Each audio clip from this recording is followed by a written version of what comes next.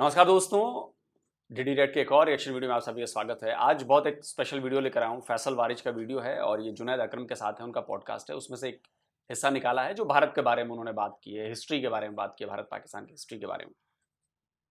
सुनना बड़ा मजेदार होगा क्योंकि ये जो वीडियोस बनाते हैं वो फैक्ट्स के ऊपर बनाते हैं। तो चलिए देखते हैं क्या है। इंडिया डेमोक्रेटिक वे पे क्यों है? क्योंकि नेहरू ने ये तय किया था, पटेल ने ये तय किया था, गांधी ने ये तय किया था। ये वो फोर फादर्स है जिन्होंने तय किया और फिर कई साल तक उसको लेके चले और वो उस पाथ पर है। पाकिस्तान क्यों नहीं है?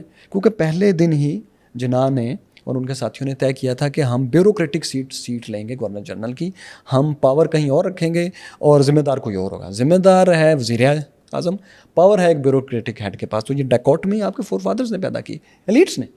उसके बाद आपके जो मार्शल लगे वो एलीट ने लगाए, वो आम आदमियों ने नहीं लगाए। अब आप मिठाइयाँ बांटते हुए लोगों की तस्वीरें बेशक शेयर करें, लेकिन जो किसी हैपनिंग की फर्स्ट हैंड इन्फॉर्मेशन और उसके कॉज एंड इफेक्ट एलीट को पता होते हैं, वो आपको और मुझे और आम लोगों को तो बहुत बाद में पता चलते हैं। इसलिए ये मिसलीडिंग है बात, ये हिपोक्रेटिक है और ये एक तरह से मैं कहूँगा क्रूअल है, जालमाना बात है कि आप लोगों को ये कहें यार लोग ही करप्ट हैं तो ज़ाहिर है फिर ऊपर भी ये होंगे। नहीं, ऐसा नहीं होता। अब ये जो एलीट होती है ना, ये इसकी एक इकोनॉमी होती है हर जगह, कहीं कुछ कहीं कुछ कहीं कुछ।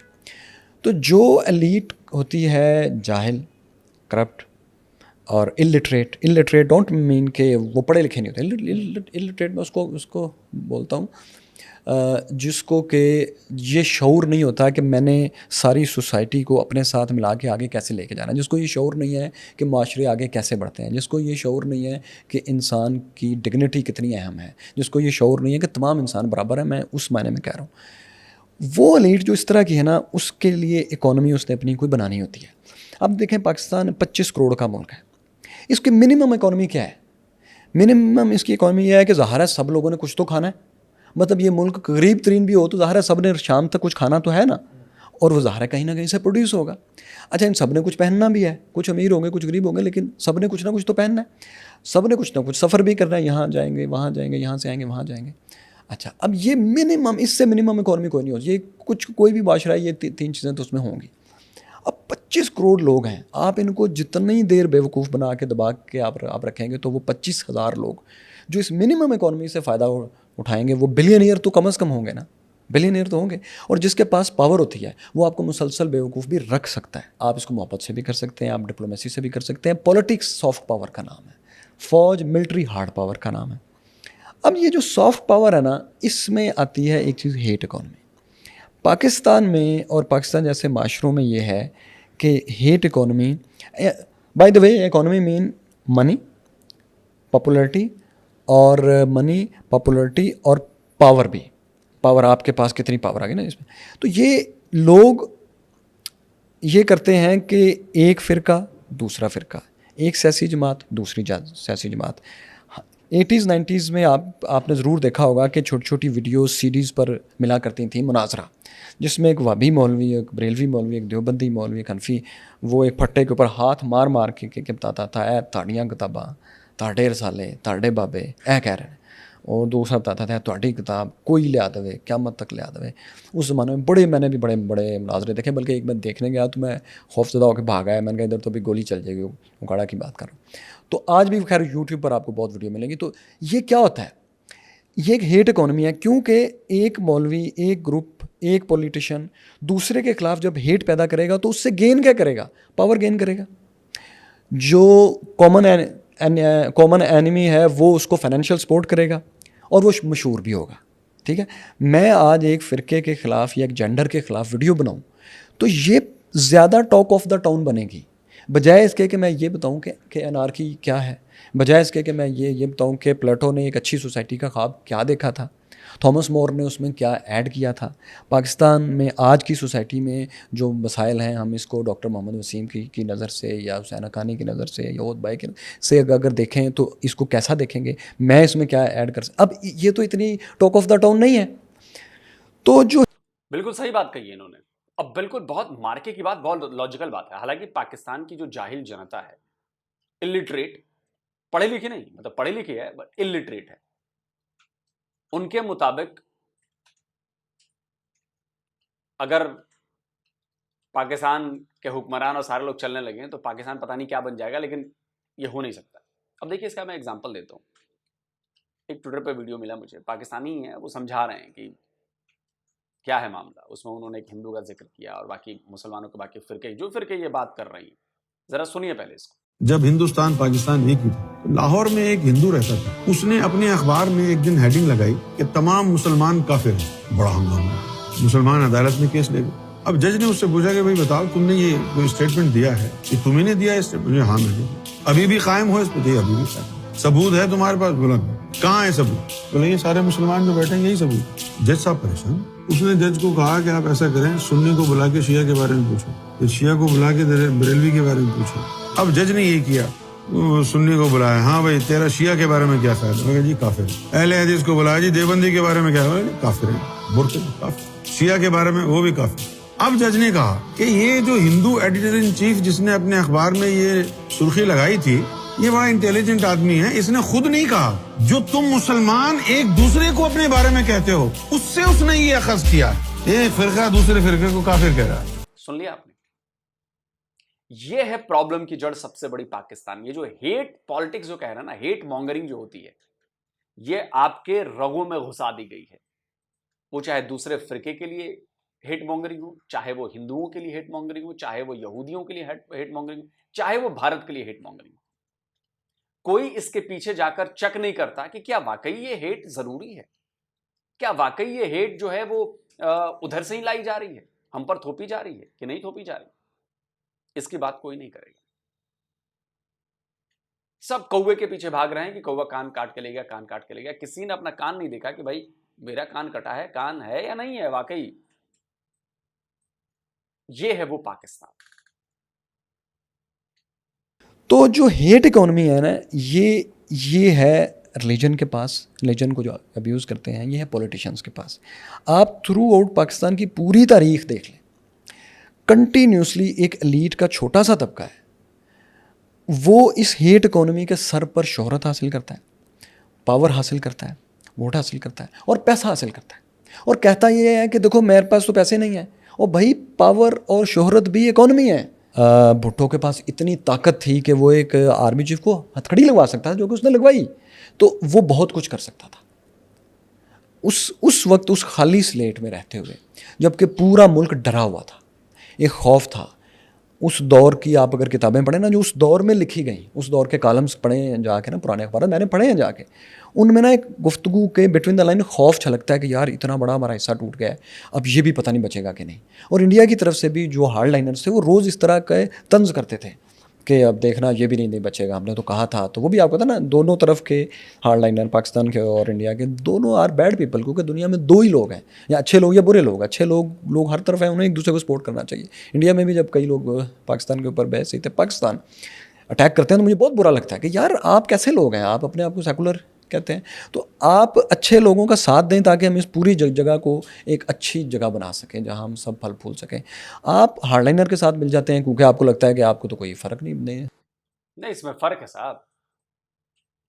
ये वो जमाना नहीं है गांधी का कि आपने सामने से एक थप्पड़ मारा और मैं सहल लूं, कहूं कि जी मेरा दूसरा गाल भी है सर, मार लीजिए थप्पड़। अब ये टैक्टिक नहीं चलेगी। इस चीज से अब डील ऐसे नहीं किया जा सकता। डील तभी होगा जब आप मुझे एक थप्पड़ मारेंगे और मैं पलट के 2 थप्पड़ मारूंगा आपको कस के, तो पावर बैलेंस होगा। समझ रहे हैं? आपने न्यूक्लियर वेपन्स क्यों बनाए? डेटरेंस के लिए। तो आज की जो पॉलिसी कहती है वो डेटरेंस चाहिए। आज हमारे पास न्यूक्लियर बॉम्ब नहीं होता तो चाइना तो अटैक कर चुका होता हमारे ऊपर। डेटरेंस है आज हमारे पास। चाइना जानता है कि इंडिया भी घुसकर मार सकता है एटम बॉम्ब हमारे बीजिंग में, हम भी जानते हैं कि वो भी मार सकते हैं नई दिल्ली में, तो डेटरेंस है। तो वो जमाना गया कि भाई आपके हार्ड लाइनर्स को जवाब इधर से सॉफ्ट लाइनर्स देंगे, नहीं देंगे। अगर आप ईंट मारोगे पत्थर से जवाब मिलेगा, तो सामने वालों को डर होना चाहिए कि अगर हमने ये कदम उठाया तो सामने इससे भी बड़ा कदम उठेगा। इसलिए वो फॉर्मूला अब नहीं चलेगा सर। अब अगर आपने आतंकवादी भेजे तो हम सर्जिकल स्ट्राइक करेंगे। तो पहले की तरह नहीं कि हम प्रोटेस्ट दर्ज कराएंगे, हम डॉजियर भेजेंगे और हम यहां रखेंगे और वहां लिखेंगे, यहां चिट्ठी लिखेंगे, वहां खत लिखेंगे। वो जमाने लग गए अब सर। तो इसलिए टाइम के साथ डील करने का फॉर्मूला भी बदलता है। नहीं पढ़ने वाला। अच्छा, दूसरा मौका ये था कि जो भुट्टो के पास आया कि वो इस खाली स्लेट के ऊपर फूल बूटे उगा सकता था, लेकिन उसने क्या क्या क्या किया? उसने इस्लामी सरबराही कॉन्फ्रेंस रखी, पहली और आखिरी। शाह फैसल साहब को बुलाया गया, लिबिया से कज़ाफ़ी को बुलाया गया, और तो और बांग्लादेश से भी, जिसमें कि शाह फैसल की बड़ी बड़ी काविश थी, टूट चुका था, उनको भी बुला लिया। अच्छा, अब ये सारा कुछ करके ना उन्होंने एक नया रेटरिक कौम को दे दिया। लोग समझते हैं कि सब कुछ जौलक का दिया हुआ था, नहीं, भुट्टो ने इसकी बुनियाद रखी थी। भुट्टो इसको यूज़ करता था। भुट्टो को पता लग गया था अब कि अब ना लोग मेरे से प्यार करते हैं बहुत ज़्यादा, और जब किसी लीडर को ये पता लग जाए ना कि लोग मुझसे बहुत प्यार करते हैं, और उसको ये हो कि यार ये जो इकॉनमी है ना पॉपुलरिटी की और मोहब्बत की, ये तो मेरी जेब में है, मैं जैसे मर्ज़ी यूज़ करूँ, तो ये बड़ी खौफनाक बात है। क्योंकि मैंने तारीख़ में ये देखा है कि जितना नुकसान करिस्मेटिक लोगों ने दुनिया को पहुँचाया है, उतना बीबे लोगों ने, गैर मरूफ लोगों ने नहीं पहुँचाया। आइज़नहावर ने, इन लोगों ने, ट्रूमैन ने जो दुनिया के ऊपर तबाही की है, पॉपुलर आदमी उसके, और उन लोगों ने जो गैर मरूफ थे, जनरल जो अपना कॉनरेड एडनॉयर थे, जो जिनका शायद किसी को, उन लोगों ने नहीं इतनी तबाही, उन लोगों को बिल्ड, उन्होंने नेशंस को बिल्ड किया। तो ये भुट्टो ने को पता लग गया था कि लोग मुझसे प्यार करते हैं, मैं जो भी करूँगा वो लोग मान लेंगे। तो उन्होंने फिर वही किया, और उसका नतीजा क्या हुआ? उसका नतीजा ये हुआ कि जब एक पावर अपने आप को, अपनी पॉपुलरिटी को, अपनी ताकत को, सॉफ्ट पावर को, कोई पावर अब्यूज़ करती है, तो फिर पावर के मुकाबले में फिर पावर ही आती है। पावर के मुकाबले में इंटेलेक्ट खड़ा नहीं होता फौरी तौर पे, लॉन्ग रन तो वही खड़ा होता है, फौरी तौर पे नहीं खड़ा होता ना। जैसे सरसी ने कहा था, power is power for the moment, तो for the moment power is power.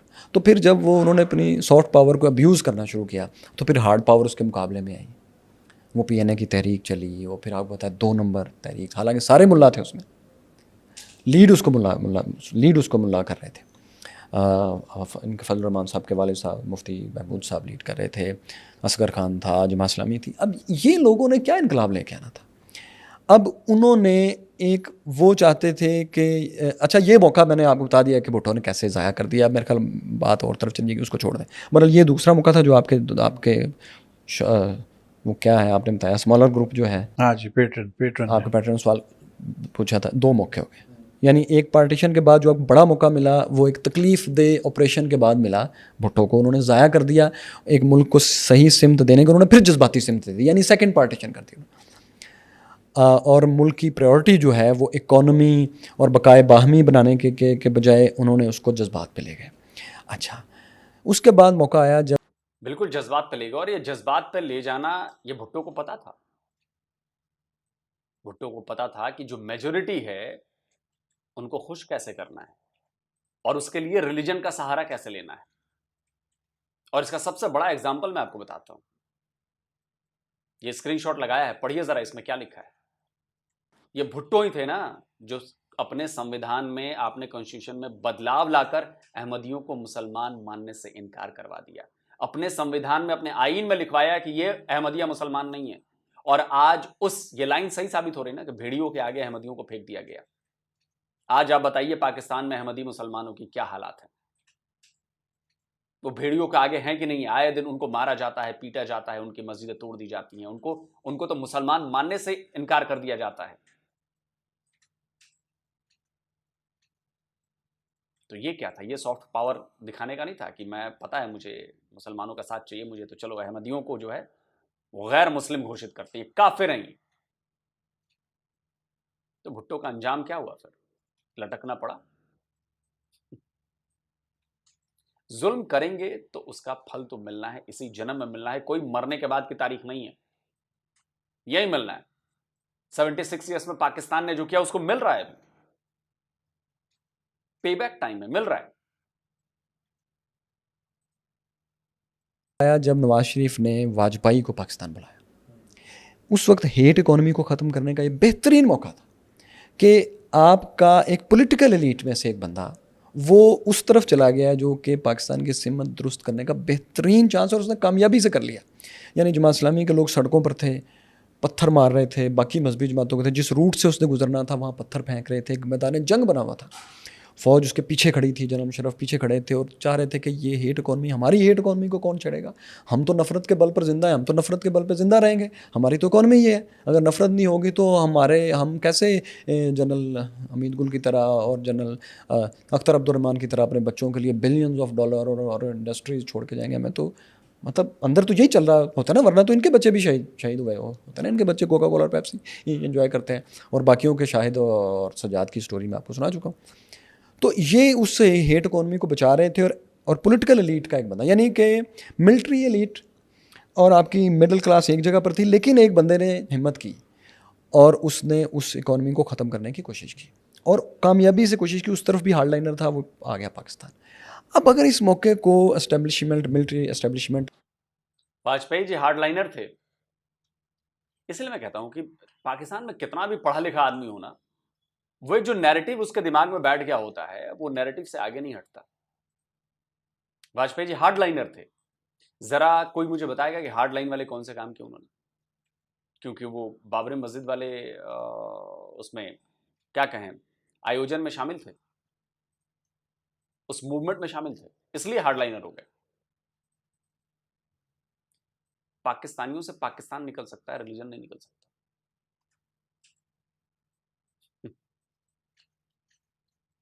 Hardliner क्या होता है आपको पता ही नहीं है फिर, या आप बताना नहीं चाहते। अब्यूज़ ना करती कारगिल की शक्ल में, तो पाकिस्तान आज डिफरेंट होता। 26 साल पहले वो आपके घर चल के आया, मीनार पाकिस्तान पर आया, यानी उस चीज़ को विजुअली, सिंबॉलिकली, हर तरह से उसने डिमोलिश कर दिया कि जो हमारे यहाँ एक पॉपुलर बयानिया था कि इंडिया ने पाकिस्तान को दिल से तस्लीम ही नहीं किया। ये हम सुनते थे, दिल से तस्लीम नहीं करना, और कैसे होता है। नेहरू 600 दफ़ा अपनी तकरीरों में ये बात कहता था कि उधर पाकिस्तान में लोग कह रहे हैं कि मैं चाहता हूँ पाकिस्तान को दोबारा शामिल करूँ, और अभी मैं क्यों चाहता हूँ, मैंने तो खुद साइन किए, अगर मैं चाहता होता तो मैं साइन क्यों करता।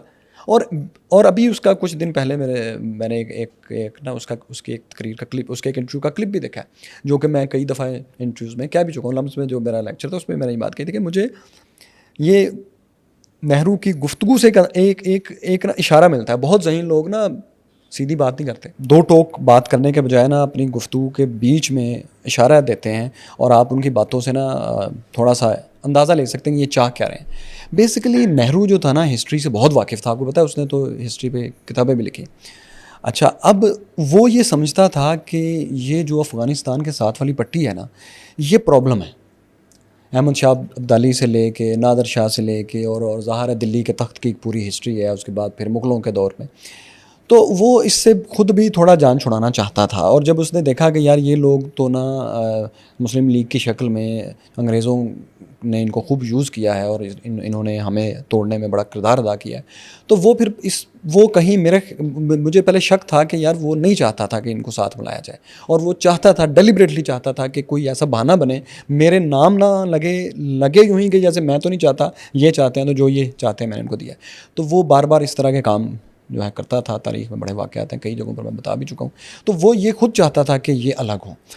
तो बात यह है कि हमें ये बात मैं इसलिए बता रहा था कि हमें पूरा एक फ़िलासफ़ी बेची गई थी कि इंडिया जो है उसने हिंदू ने दिल से पाकिस्तान की तकसीम, हिंदुस्तान की तकसीम तस्लीम नहीं की, क्योंकि हमारे अपने दिल में चोर था, तो हम ये बातें कहते थे। हालांकि नेहरू ये कर चुका था, वाजपेयी ने आके 98 में ये हमें करके दिखा दिया। तो ये दूसरा मौका मैसीत कौम हमने ज़ाया कर दिया। जब मैं कहता हूँ मैसीत कौम, तो इससे मेरी मुराद आम आदमी नहीं है, इससे मेरी मुराद वही एलीट है जिसकी फ़िलासफ़ी मैंने आपको स्टार्ट में बताया कि मेरे ख्याल में वही लोग चेंज करते हैं। अगर आप कोई भी इस आइडिया को चैलेंज करना चाहेगा तो मैं बड़ी खुशी से बात करना चाहूँगा उस पर।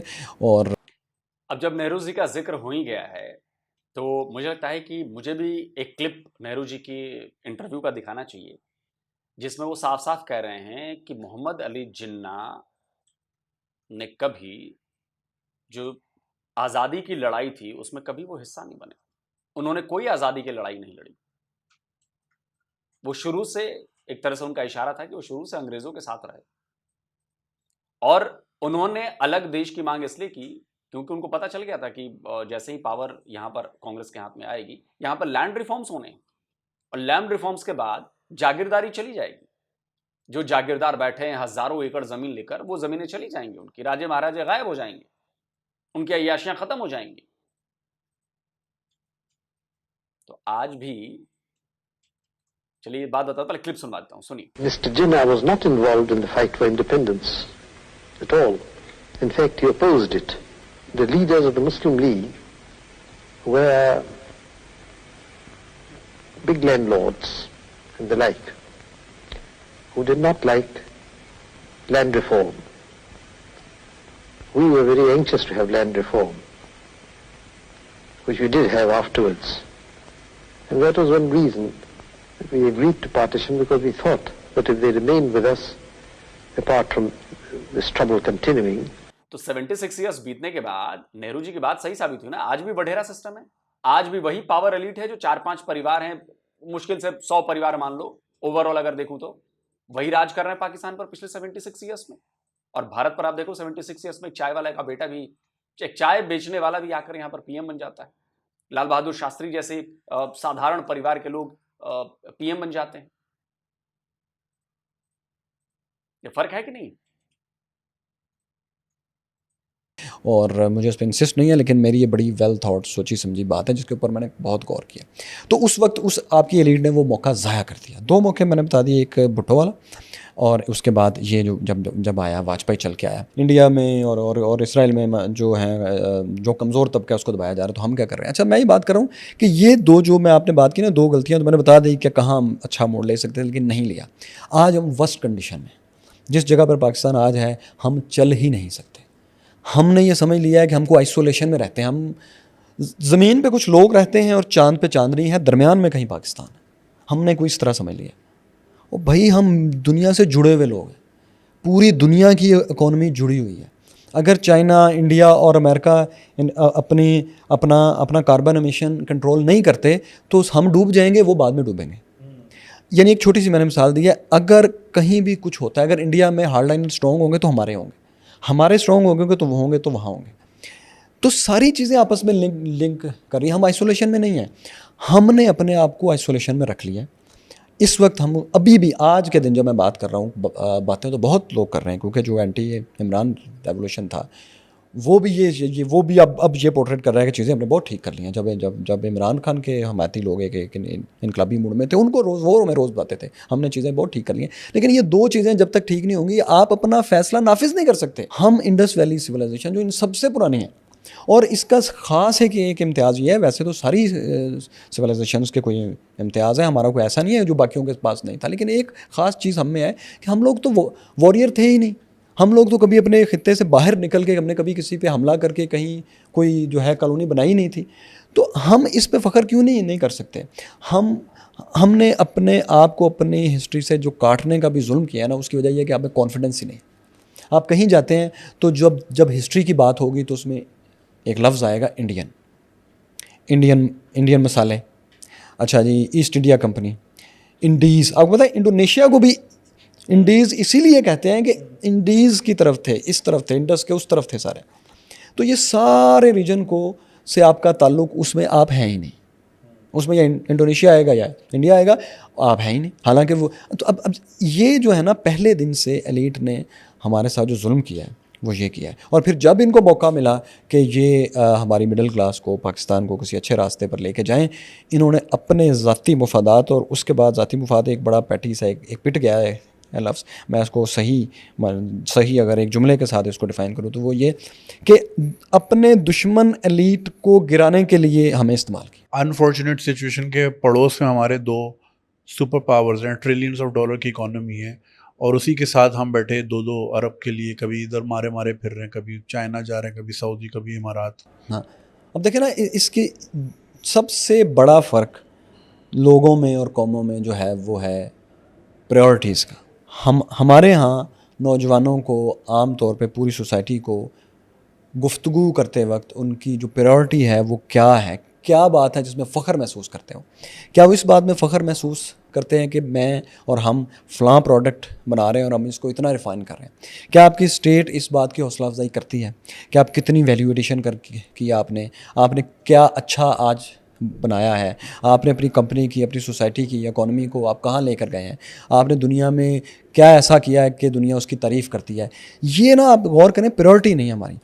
हमारा ही जो एक स्लोगन है कि एक छोटी सी एक मिसाल दूँ कि सफाई निस्फ ईमान है, हमने इस बात को भी यूँ लिया है कि आधी गली में कूड़ा फेंको और आधी गली में चलने का रास्ता रखो, तो ये अब शायद निस्फ ईमान है ना। मतलब सफाई निस्फ ईमान का तो मतलब ये होना चाहिए था कि आपका मुल्क सबसे साफ़ होना चाहिए था, लेकिन है ये कि आधी गली गंदी रखनी है, सारा कूड़ा और टिश्यूज़ वहाँ फेंकने, आधी साफ़। एक थोड़ा एक फ़नी वे मैं बता रहा हूँ कि हमने हर चीज़ को यूँ समझ लिया कि जो उसकी असल सेंस है वो है ही नहीं। प्रायोरिटी है तो सही, कहने को तो ये बात ठीक है कि हम देखें हमारे, तो हम तो ये भी कहते हैं सफाई है, हम तो ये भी कहते हैं, हम कब हैं जी तरक्की के ख़िलाफ़। आप ये जितने लोग ये जो लठ उठा के एक दूसरे को मार रहे हैं और ज़िंदा जलाने के लिए भागे फिर रहे हैं, आप इनसे पूछें कि वो कहेंगे हम तो तरक्की के नहीं हैं ख़िलाफ़।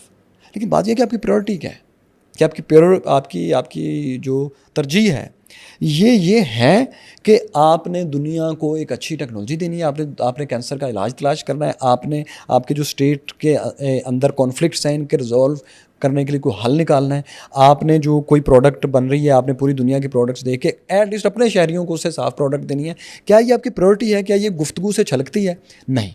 यही वजह है कि हमारे सामने ना दुनिया की भी प्रायोरिटी कोई नहीं है, क्योंकि हम सब ने एक आफ्टर लाइफ सोची हुई है। और अगर मैं सिर्फ आपको ये बता दूं ना कि आपने जो मुझे पानी दिया है, पानी का मुझे आपने बोतल दिया और आप मुझे सिर्फ एक बात बता दें, यार ये पानी है लेकिन ना साथ वाली दुकान में से 10% अच्छा पानी मिलता है। अब आप कुछ भी कह लें, इस पानी की मेरे नज़र में कोई अहमियत नहीं है। तो जैसे ही आप लोगों को इस तरजीही माइंडसेट में लेकर आते हैं कि असल में आफ्टर लाइफ एक है जहाँ बेसिकली ज़िंदगी वहाँ है, तो इस लाइफ की किसी के जहन में कोई अहमियत नहीं होगी। आप लाख कहते रहें, किताबों पे किताबें लिख दें, लेकिन इस दुनिया की अहमियत फिर वो कभी भी महसूस नहीं करेगा। जब उसकी अहमियत महसूस नहीं करेंगे तो उनकी ये एक तरजीह क्यों होगी? यार ये क्या आइडियोलॉजी है? हमने इंडिया से भी सीखना है, इंसानों का तजर्बा मुश्तरका है।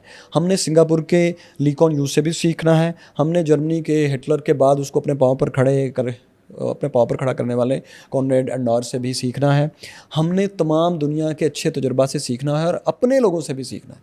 अगर हम आइसोलेशन में सोचना बंद कर देंगे और ये जो हेट इकोनॉमी है इसको ख़त्म करेंगे, तो यकीन कीजिए 40 लाख के बजाय 50 भी हो जाएंगे ना, जो कि ठीक है, पॉपुलेशन बॉम्ब तो है, लेकिन बात यह है कि उनसे भी आप इतना कुछ अचीव कर सकते हैं कि कोई और कहीं दुनिया में कुछ वक्त नहीं कर पा रहा होगा। क्योंकि आपको पता है जापान में तो $40,000 में भी, या शायद इसके करीब कोई रकम है, वो दे रहे हैं कि आप बच्चे पैदा करें, क्योंकि यूथ ख़त्म हो रही है, यूथ कम है।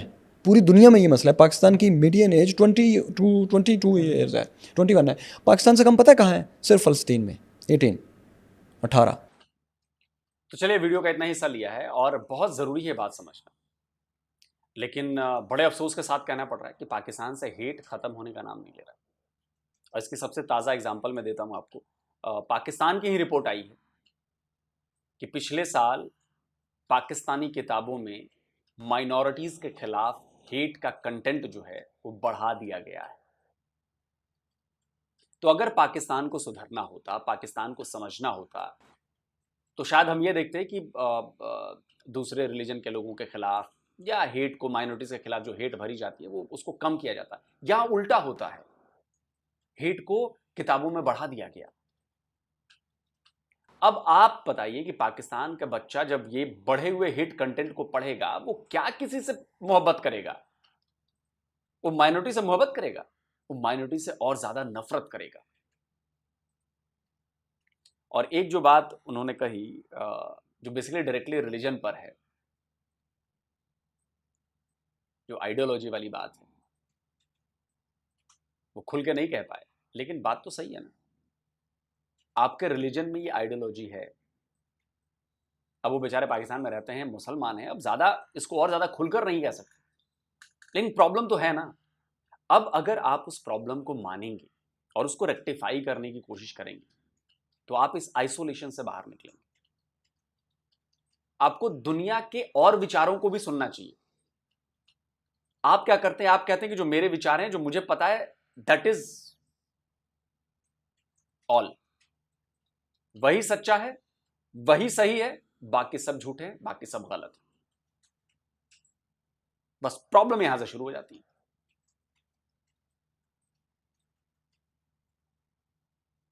सामने वाला क्यों आपकी बात मानेगा? या आप सामने वाले की बात जब नहीं मान रहे हैं तो सामने वाला आपकी बात क्यों मानेगा? वो भी कहेगा कि आप में प्रॉब्लम है, आपकी बातें झूठी हैं, आपकी सारी चीजें गलत हैं, हमारा वाला सच्चा है। अब ये तय कौन करेगा कि आपका सच्चा है कि उसका सच्चा? आप कहते हैं, जो आप तय कर रहे थे कि मेरे वाला सच्चा, मैंने कह दिया ना मेरे वाला सच्चा। That is the problem. तो जब तक आप रिलीजन, पॉलिटिक्स और ये सारी चीजें एक में मिक्स किए रहेंगे, ये प्रॉब्लम होती रहेगी। और पाकिस्तान के लोगों को तय करना है कि वो हेट की तरफ बढ़ेंगे या कुछ कोएग्जिस्टेंस टाइप में जाएंगे। और मुझे लगता नहीं है कि पाकिस्तान आने वाले 50-60 साल में इस हेट पॉलिटिक्स और हेट पावर गेम से बाहर निकल सकता। आप क्या कहते हैं, कमेंट करके जरूर बताएं। और पाकिस्तानियों को इनका इंटरव्यू जरूर सुनना चाहिए, आंखें खोलने वाला है। जल्दी मिलता हूं एक और नए वीडियो के साथ। नमस्कार, जय हिंद।